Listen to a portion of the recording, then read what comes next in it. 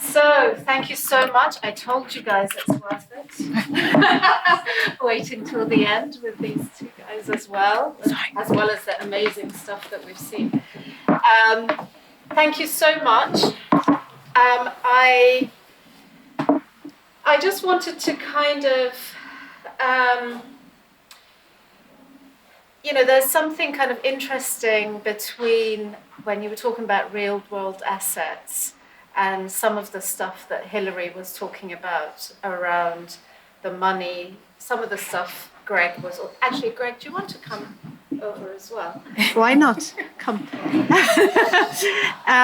Because there's also currencies and money and alternative currencies that we were also talking about. I don't know, do we have Louise still?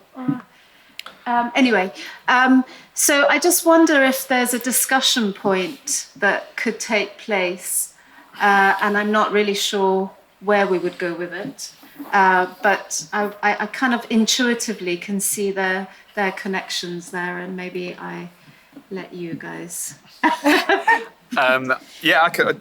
think all of us have mentioned alternative currencies in our talks. I think it was very subversive, and you're calling out the critique of, you're creating a critique of the banks and the banking system, and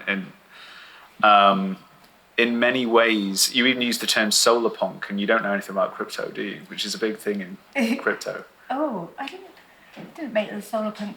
Oh, am I meant to have a microphone? No, solar punk crypto. But in the bank job, that 2018, we did a tract like. Oh, did you find the crypto people? And interesting. We also lost lots of money on crypto. That was separate to just thinking that would somehow fuel the bank. But yeah, we did dabble with that, and then we kind of. I'm so tactile. We didn't go for tokens and coins. We went for literally metal. Yeah. It's interesting. Oh yeah, sorry. Sorry. Sorry. I think, because I noticed you did crowdfunding as well, and a big part of that is and it's interesting you said you lost money in crypto. Presumably you got donated some or got some, and then it held it when it went down in value. Yeah, this is the problem with it, right? But there is the capability, because there is a solar punk movement in cryptocurrency, and I almost think that they would love this. We'll have to find a way to sort of try and connect those communities in a way. But really, where a lot of this is looking, it's almost emergent that you've got arose on this narrative. The same thing is happening in crypto. In fact, crypto is what I've said is basically we've lost that. The original soul of crypto, if you like, is baked into the kind of Bitcoin blockchain. It was a protest against the banks getting bailed out in 2008. There's a message from Satoshi, the anonymous dev, that basically said, was the headline of that day, which was, I think Chancellor bails out the banks for the second time, or banks on the brink of a second bailout. And we've lost that energy and protest of what you're bringing into it. So yeah, I'm interested in what sort of motivated you to target that.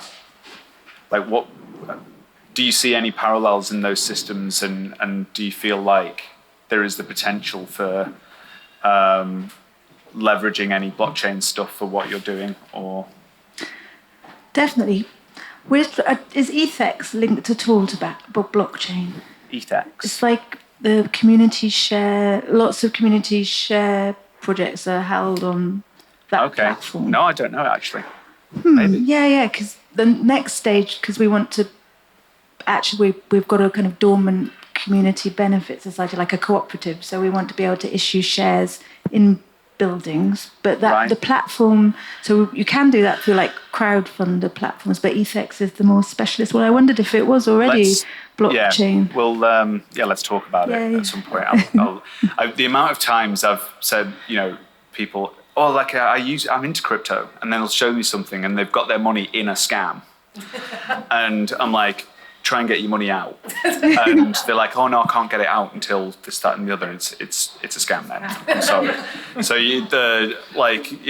it's so rife with, because it's unregulated, right? And I think one of the things we've been talking about, and Greg, you mentioned Libra, which had a more sound economic policy, but never happened, right? Because it was an overt attack on the dollar, right? So literally the US state stopped Mark Zuckerberg launching this cryptocurrency because could have taken over the dollar, because there's 3 billion people on Facebook, and all of them could have just on-ramped to this currency, and it's the new global world reserve currency. So yeah, we're at a point where I think there's these attempts at this global game. Like I mentioned WorldCoin in my talk and things like that. Mark Zuckerberg's like, what are your thoughts on the kind of defense against this? Because I think what you're doing is very much a defense against this in terms of like building awareness around the nature of these systems. But yeah, have you got any thoughts on like defensive action to stop these kind of global attempts? No. Louise might have a good one on that as well. No, I'll need to think about that. Yeah, a second. Yeah. Louise, did you hear that question about have you heard of WorldCoin, by the way? I have. I mean, I was chair of BIANG, Basic Income Earth Network, which is essentially a community of scholars, or it used to be a community of scholars, and increasingly also activists, policymakers from around the world. And I was involved in this network for many years. We became a charity, etc. And when I was chair, I was approached by crypto people to learn more about basic income, and I wanted to learn about crypto. So I learned a little bit, and I talked to, I think he's actually quite well known. I forgot his name now. I was just looking through it. It's actually quite high up in the crypto. Anyway, we had these conversations. And when was this? This must have been going back, 2015, maybe 16, something like this. And I was really worried, to be honest with you, because the vision I have, as I explained earlier on in my talk, of a basic income is one which is linked to consolidating the public sphere, empowering citizens, enabling public accountability. I really do not believe, or so far I'm not persuaded, let's put it that way, that you can have proper accountability through cryptocurrency. I mean, even when you explain, when the speaker earlier on explained how systems fall apart, how systems are corrupted, and then also the example of, I forgot what the name was, where you, in terms of bidding on your preferences, the more money you have, the more power you have, the more voting power you have. I mean, how is that any different from what we're worrying about when we're talking about hierarchical capitalism? So only that it's moved into a shadowed space. I can elaborate on that a little bit, actually, because I've attempted to. So the original idea of quadratic voting was that you can literally buy votes, but the cost of the votes gets exponential over time. So one of the ways that you can sort of limit plutocratic power, if you like, is to use a mechanism like that. So your first vote is $1, but your 100th vote is like, 100, like it's $1 million a vote at that point. 1,000th vote is $1 million because it's 1,000 squared. So you can make it exponentially expensive, which makes it, you need to be like infinitely wealthy to buy votes above a certain amount. But there's also, so the new versions of this have moved towards more like digital identity notions, where we could give everyone an identity and everyone has the same voting power, actually creating a perfectly egalitarian version of that system.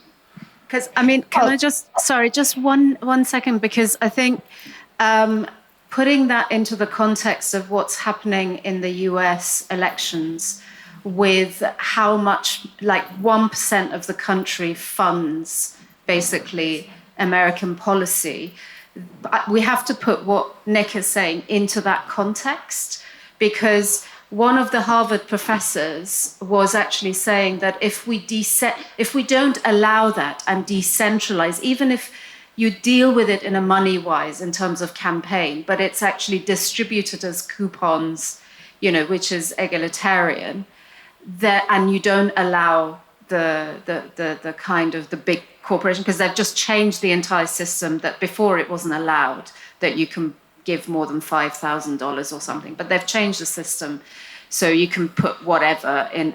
There are loopholes in the system now. So I think we have to, I suppose, for me, nothing's clear cut in this complex world in a way. I think it has to all be mapped against different systems and understanding the different systems that are out there. And so I'm not defending it in a way, but I'm just saying... I mean, it's already all vote bribery anyway. Yeah, right? So I just think we can't be naive about what is actually happening rather than the idealized version in our heads maybe of certain... And I think that's where, I mean, I work so much with public sector. I cannot idealize public sector, although I think they're absolutely necessary and I don't want them to be eroded. But I also don't think the binary of private-public, and the clarity of the civic is as... I don't believe in that anymore, because I think there's a swathe of civil society that is actually would not want to be in either, but has to, because that kind of other space that I talked about earlier between the household and the state, where I think the commons are, is not actually set up for work, economy, whatever. And I suppose my personal interest in UBI wasn't actually that it's unconditional, and we might really disagree in this, but it is really that it was actually to support the planetary things that actually James was talking about, and actually really building what we need to build rather than whatever. But anyway, Louise, you want to come back? I'm perplexed, because this is what I was saying at the end of my talk, is that we have literally lost the sense of the definition of basic income. Well, you just said, I don't agree that it should be unconditional. Well, then we have to rename it, right? Yeah. Because we're going all the way back to Thomas Paine and the English radicals, Thomas Paine and Thomas Spence. This is where the tradition starts, the modern tradition, right? And you've got, writers. Philippe van Baartjes is the best well-known left libertarian writer, proponent of basic income. He has a certain vision, and many, many, many others. Like I said, I was head of a network of scholars from around the world. And there's a very long tradition. And one thing that we all agree on is the definition. And so we disagree on the reasons, we disagree on the how, on the definition. But in order to be able to have a conversation, there are these elements of a definition. This is the thing we're actually talking about. Now, once we start saying a basic income is conditional, we're talking about something else, which is fine. I mean, maybe we're talking about community money, maybe we're talking about alternative fundraising, civil society, banks, whatever you want. But the basic income has always been defined as a citizen's right. That means it's grounded in a political community. That means it's funded through the state, essentially, or backed up by the state, funded by the state. But that can be done in many ways. People are disagreeing. Should it be tax funded? Should it be a national resource fund? Whatever. But it's controlled by the political community and the laws of that community. It's constitutionally guaranteed, ideally, many people would say. But I think what we're talking about is very, very different. That's not to say that it's not just as valuable to think about what are alternative community funding that we need in order to experiment with new ways of life. But again, there's two discourses going on at the same time. It's really struck me in the presentation on crypto, because on the one hand, you're saying that crypto is a planetary system. You said crypto, planetary system. So that is all-encompassing. It's, as you said, transnational. It's everywhere. On the other hand, you're talking about subsidiarity, which is doing things at the local level, just as in the last presenter was giving you a very clear example of community action. And I'm very familiar with this. I come from Denmark. When I was young, I was in the Scottish movement many, many decades ago. I know about community projects, community action, but what is the connection between these two things? Because there is surely a contradiction between this idea of a system that, as you so eloquently explained, has been taken over and completely corrupted, and what is much more pure and real and accountable, which is community action. And how have these two things become aligned is a puzzle to me. It's very interesting. But I'm skeptical as to whether this alliance is at all productive. I'll give you the other example of one of the basic income experiments. Many have been carried out, pilots and experiments, pilots usually privately funded. One of the pilots, I should say, in Kenya was funded by a cryptocurrency fund. I don't really fully understand it because I've stepped Probably down a Sam bit Altman. from the activist side, but it collapsed. So you had a whole set of villages depending on this experiment. And because the crypto market collapsed, the experiment collapsed. So somehow, however they funded it, which I think was more community-based, was invaded. And that seems to be everywhere I look. All the examples you've given seem to be of corruption and takeover and lack of accountability and the difficulty. So is cryptocurrency really the right way, or is there another way we can do community? I'll just kind of respond to this. So I kind of largely touched on all this. That actually at a industry level, yes, it's been kind of overtaken by capital, and you've got people doing things like that for marketing stunts. We're going to do UBI in Kenya to pump this cryptocurrency, basically. And there's all sorts of insidious behavior like that. One of which is the person who's spent more money on UBI research is Sam Altman. He spent $30 million give people $1,000 or $2,000 a month for 2 years for research, purely to market WorldCoin. It is a planetary system, and he's using that to essentially take over global identity. It's got these horrible, scary metallic orbs, but what his actual game is to sell them to the state. My worry about UBI is that people will become so dependent on the state that the state can basically move into completely totalitarian structures because people have no choice because they're dependent on the state so much. But all of these things are a question of power. I think we should probably move on from UBI because it's a bit of a rabbit hole. Let me let Greg come in.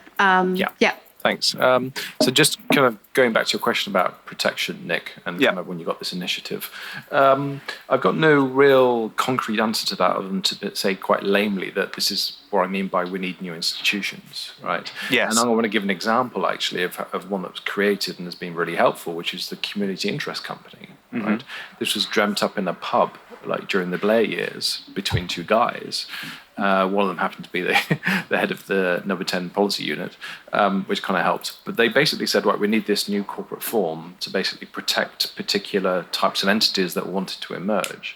And so Paul Ormrod and I, about 12 years ago, co-wrote a book called Beyond the PLC, which basically said we just need new forms of entities to kind of emerge that are kind of relevant to the sort of society and economy of the day, and the CIC is a good example of that. Yeah.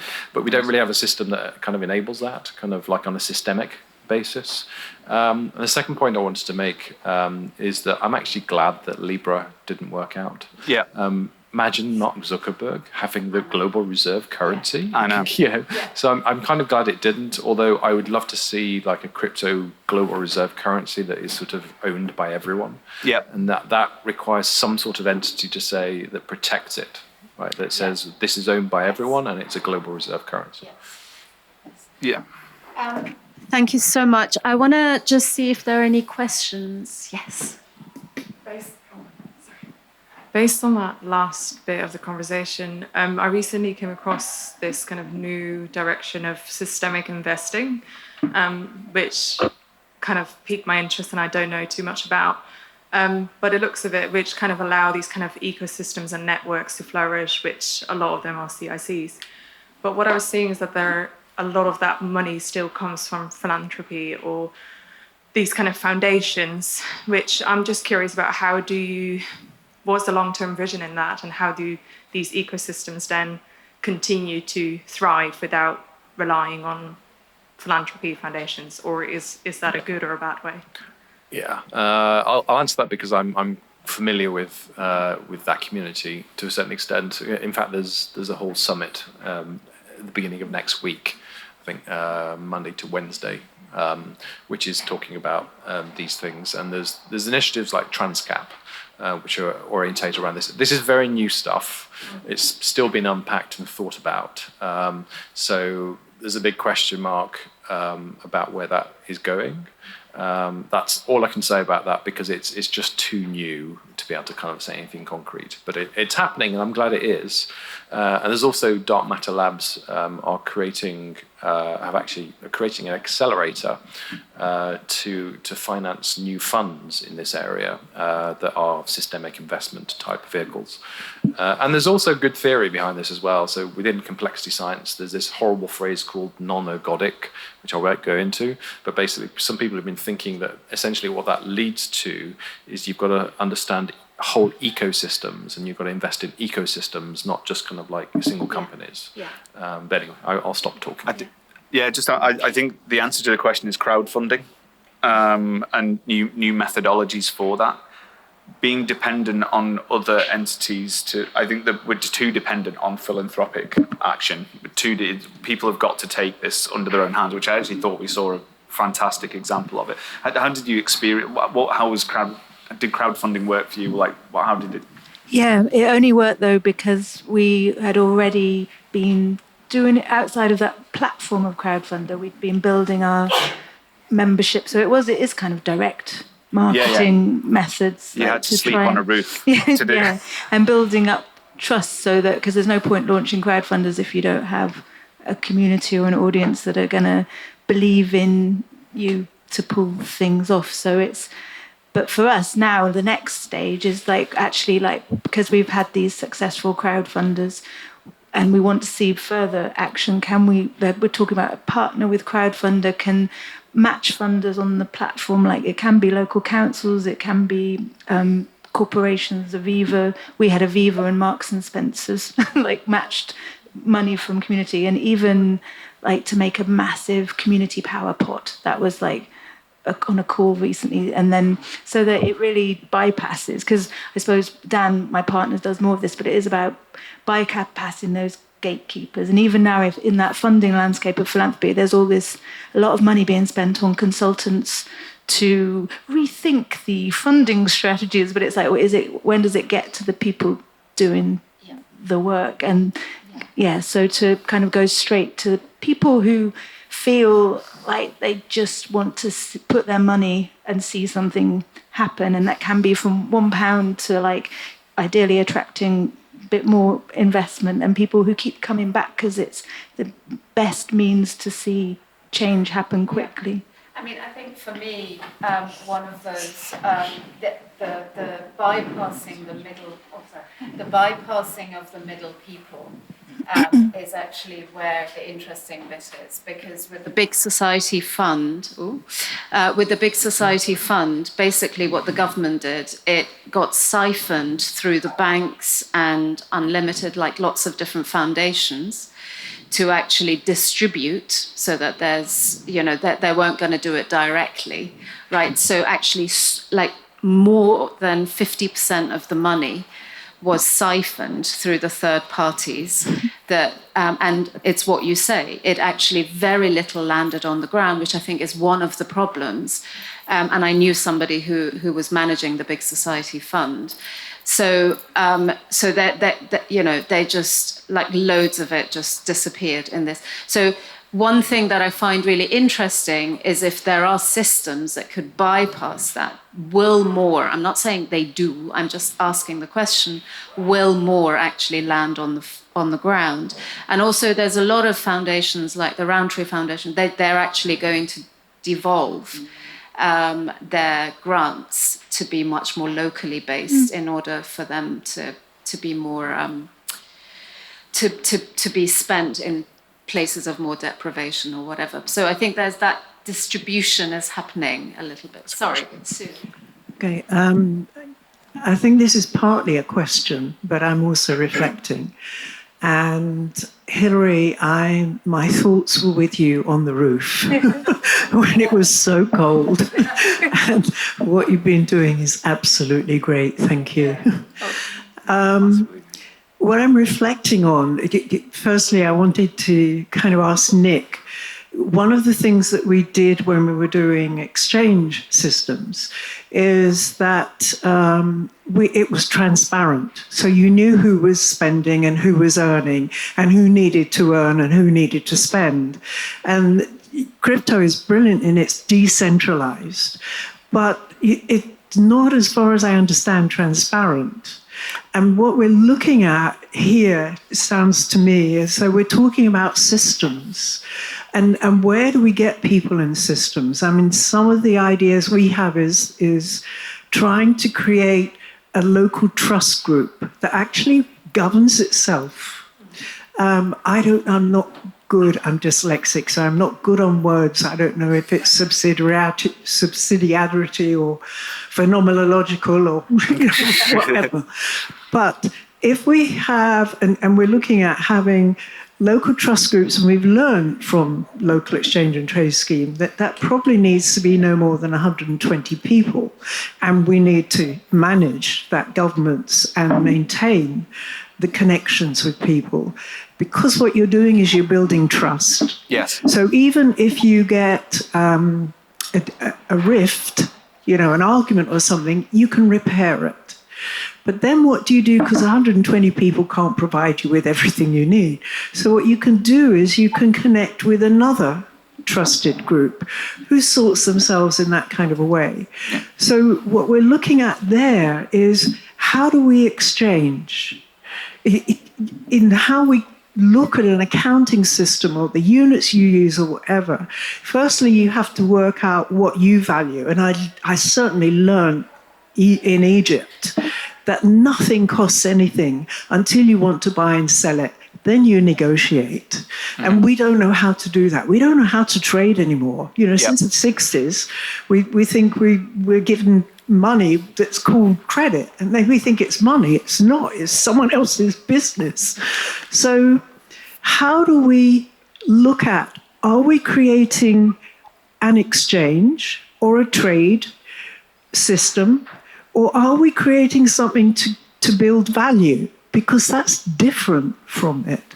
Yep. And I don't know. So that's my question, is I don't know, and how do we work together in order to find out? Yes, brilliant questions. I think, so in one way, blockchains are radically transparent. So you can look at in everyone's wallet.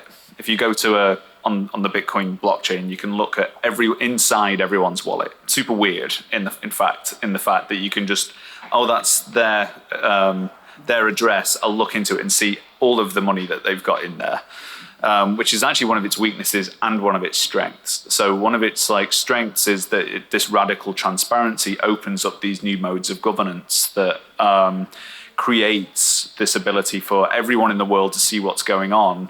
And consequently, this kind of the DAO movement just keeps making these very public mistakes, but iterates very quickly because it's so public. It's like if you could see generally if you could look inside every company, you'd think companies were a bad idea.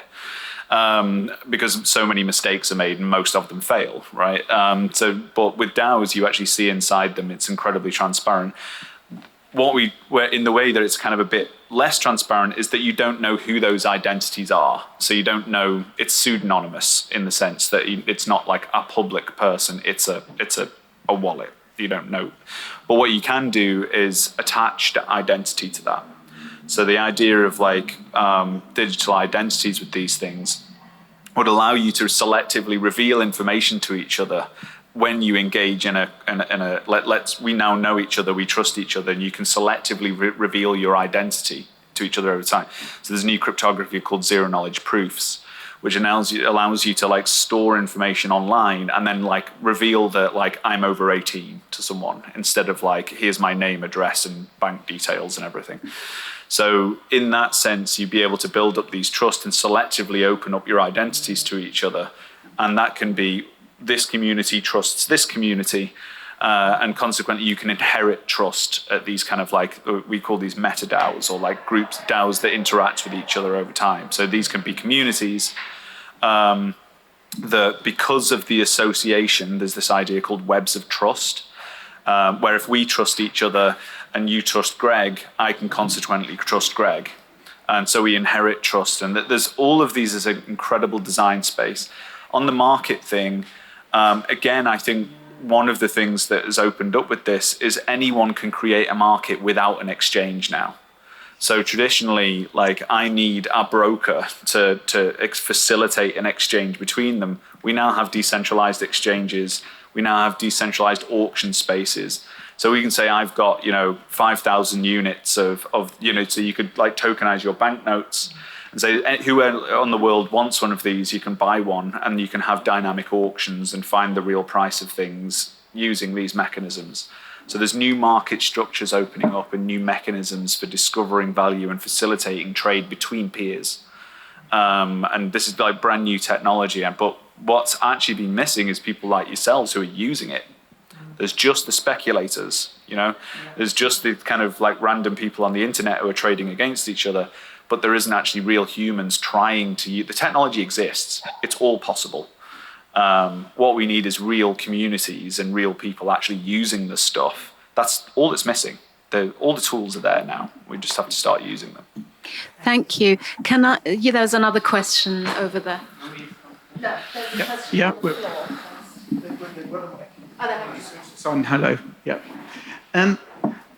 We've been discussing trust and confidence quite a bit just now, and I'm really keen to think a little about what the role of truth plays in a post-truth era. James came up with the notion of creating planetary institutions, and Greg called it sort of repatterning democracies. We discussed new philosophies in a political context. All of these things, creation requires a baseline of understanding of the world and the environment around us and society around us. And in an era where there are very powerful actors that actively undermine truth, disrupt science, where can we create anything anymore? I'm ducking that question. I've actually thought about this a lot. If you think about what kind of truth is, really, over time, it's a kind of emergent social consensus that is driven by evidence and discourse. And actually, our core epistemology is that we've kind of historically relied on institutions like this. We've relied on the academy to essentially validate truths, and then we use journals and publishing and citations to be able to articulate what the truth is through reason, through that point, which is a lot of the reason why the academy is under attack, right? Like people don't believe in science anymore and all this kind of stuff. So we need new mechanisms. There's things like community notes, which is a thing on the X platform, which is actually a kind of distributed system for aggregating a consensus about what is true. And it's not bad. In fact, it's very good sometimes, and so good that Elon just recently decided it's captured by the state and shouldn't listen to it anymore because he gets community noted. But it is in fact kind of captured because that platform is full of bots. So what we actually need is systems where we can deliberate the truth in an open and transparent place, and new tooling for social consensus that allows us to weight influence over things based on I'm chasing this idea I call informed consensus, which is that we need to be able to find ways of finding out who are the experts in various disciplines and have them have a degree of influence over topics as they're deliberated online. Our current platforms for truth are completely broken and they need fixing. Yeah, I suppose I kind of feel going offline, because we use online a lot, and we've even got accused because we advertise what we're doing with deep state actors. They're actors on the rooftop. You're like, oh my God, yeah, that level of mistrust is shocking. But it kind of comes back to kind of a parallel erosion of our public meeting spaces, bringing it right back to physical assets, our high streets. There's nowhere the bank was taken. There's nowhere for people to meet, and even power station where we're meeting on the doorstep and having those conversations. And I know that it doesn't feel like that's at a global scale, but actually it's just important to kind of champion and make these spaces for meeting, like the welfare centres for minors. All of this has been eroded, and it's no coincidence that that kind of erosion of trust is happening online as well, when there is nowhere to debate and meet other people with other. So yeah, obviously I say this because I'm just into the physical, tactile making, but I do think that there's a power in that has to run parallel with all of the online kind of stuff. Actually, I have a slightly less flippant answer. Well, I think I honestly don't know what the answer to that question is. I think is the honest answer. I don't think really many people have an answer to that. My wife works for the BBC, as I mentioned earlier, and this is something they're going through. You need these kind of institutions that are proven to be trustworthy. But I think on the positive side, I think all of us have an interest, or most of us have an interest on knowing which sources we can trust for truth. Okay, and so institutions like the BBC and others have an incentive to maintain their credibility, and we go to them. Okay, so it's kind of self-maintained itself, but we have an interest in knowing where we can go for trust, which gives me some sort of optimism. Thank you so much. I'm going to just round up, but just on that one, I did have a quote that I wanted to say this morning, but which was from Carl Sagan, and he said this in 1996, which was the dot-com boom and the emergence of neoliberalism. And he said, and he's a scientist, and he said, if we don't engage in science and finance and things that are going to actually be captured by power, then we're actually moving towards a combustible combination of ignorance of society and power of the few. And that will create a knowledge vacuum, and it is a way that you can then be controlled.